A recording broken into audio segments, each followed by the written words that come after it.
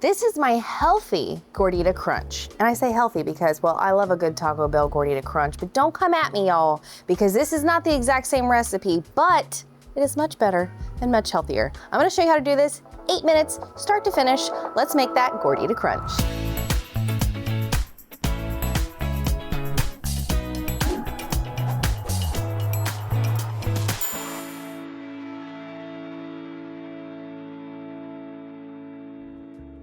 First things first, we gotta start out with that meat, ground beef. Now, I did 80-20 on this. If you wanna be a little healthier, like I was saying, it's healthier, you can totally do lean ground beef. Just for me, this is how I like it with this. We are going to just do a quick chop.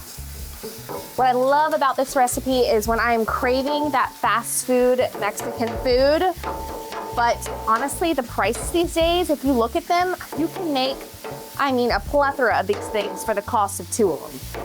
So, that's what we're doing for the whole family. All right, so we're gonna chop that up. We are gonna add a little bit of pre-diced onion, and I'm a busy mom, so today I bought the pre-diced kind from the store. Feel free to chop your own though. Looks like enough. And then, well, I wanted to be authentic, but you could totally be a little healthier and not get the Taco Bell seasoning packet. You can just get a healthier version. But today I'm going to use this stuff. I'm gonna add it right on top. And then we're gonna add some water to that because in the directions it says to add water with those packets. That looks to be about enough. And we're gonna just give it a good old toss. Mix it all up. It smells so good already.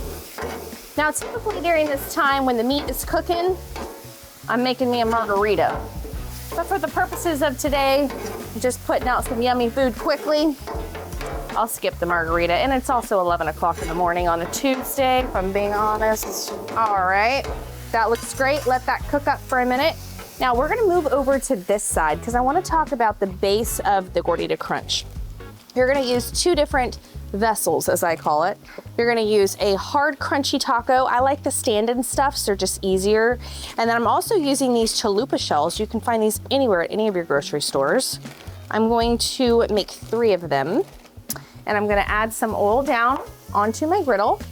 On this side of the griddle, I do have it on low, so just make sure you're kinda gonna wanna babysit this. You don't want it to burn because they do cook quickly. So we're gonna do 3 here.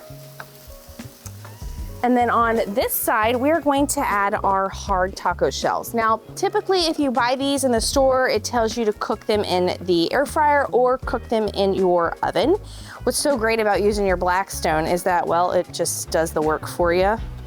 And it's a much easier cleanup. These things always challenge me. They challenge me to get it out of here. Okay, so we're gonna do 1, 2, and 3, and we're just basically gonna toast them for a couple of minutes. And then we're gonna toss this meat, and in a couple of minutes, we'll be back because we're gonna build. Chalupas are looking good. We're just gonna flip them over. Remember to babysit these because they do burn quickly. You just want that nice little toast on top. Flip that meat, and it's looking like it's almost ready to build. Oh, by the way, don't forget those hard tacos. I kinda like to toast them on all 3 sides from the base to each side once it's nice and crispy, about 2 minutes on those. All right, we are gonna add some cheese onto these yummy Chalupa shells. I'm just using a Mexican shredded cheese. You can use whatever you want. I close the lid for, I would say 30 seconds, enough to let the cheese melt. I'm gonna pull these off, and I'm also gonna pull off those crunchy, hard taco shells. And at this point, it is ready to build. So with the Chalupa shells, you don't have to do this, but I like to add that Greek yogurt or sour cream to the side of the chalupa. This allows for it to add a little bit of a glue to this whole entire meal. And then once I do that, I'm gonna add my hard taco on there, and then it's time to add that yummy, crispy ground beef. I use a spoon. Don't use too much of the ground beef because it does fill up quickly. Once that ground beef is on, it is time to add those fresh veggies, a little bit of sliced tomatoes. You can dice these, of course, but it really does add to a really good crunch to this if you slice them. A little bit of lettuce on top, and we cannot forget the hot sauce of your choice. And y'all, this looks fabulous. This looks delicious. And most importantly, I didn't spend $10 for 1 Gordita Crunch. All right, here we go. What do we think? I think I'm gonna go for this guy on here at the end. Yeah, this guy. He's calling my name. I want you to see what it looks like. Just the layers here. You've got the cheese, you've got the Greek yogurt, tomatoes, lettuce, just all the layers, all the flavors. All right, here we go. Let's take a good old bite. I think I'm gonna go on this side. Here we go.